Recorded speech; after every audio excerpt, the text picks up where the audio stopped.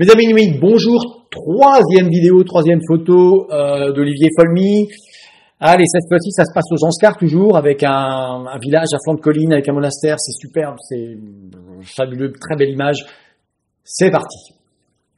Alors, elle est là toujours. Attention, toc là, voilà. Hop. Ok, allez. Ça, c'est une image que j'aime énormément aussi. Je me suis battu pour la faire. Enfin, battu.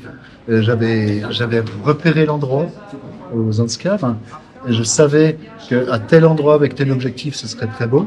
Donc, je me suis dit, le jour où il y a un orage, si j'avais un fond noir comme ça, avec un coup de lumière sur le monastère, ce serait magique.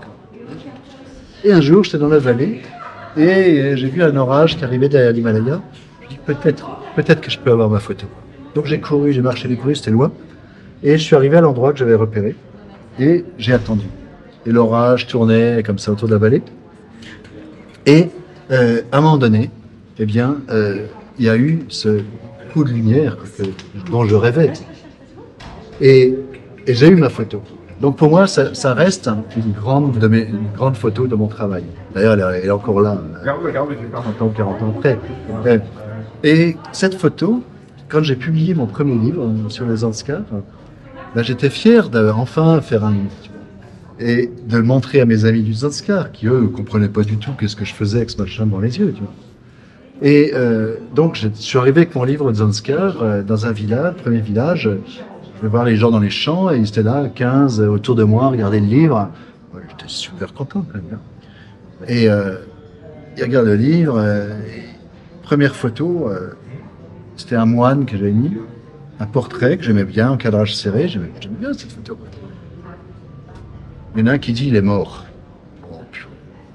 Dans la culture tibétaine, bouddhiste, on détruit les images de quelqu'un qui est mort pour l'aider à se réincarner, à quitter cette vie. Première image, pouf, le gars il est mort. Et à un moment donné, un homme qui me dit mais pourquoi t'as coupé le chapeau? J'ai raté ma photo. Un moine, on ne coupe pas le chapeau d'un moine, on le prend en entier. Bon. Il tourne les pages, un village, aucun intérêt, des montagnes, aucun intérêt, des moissons, aucun intérêt. Il tombe sur ma photo que j'ai mis en double page au milieu du livre. Aucun intérêt.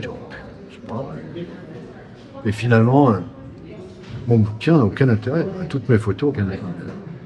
Et à la fin, il y en a un qui me dit, mais pourquoi t'as pas mis une photo de Bouddha? Et en fait, il n'y a que ça qui comptait pour eux. Le monastère, là où on mange, où on boit, on dort, c'est pas intéressant. Ce qui est puissant, c'est la chapelle, là où il y a les divinités. C'est ça qu'il faut montrer. Le reste n'a aucun intérêt. Et c'était intéressant pour moi de comprendre que l'esthétisme, la beauté, elle était purement culturelle. Et moi, j'avais un esthétisme occidental, et que c'était pas idée pour tout le monde. Donc ça, c'est une photo qui est belle pour nous, mais pas forcément pour les autres. Intéressant. Mes amis Nomine, merci d'être restés jusqu'à la fin de cette vidéo. N'oubliez pas de vous abonner. Ciao, à la prochaine.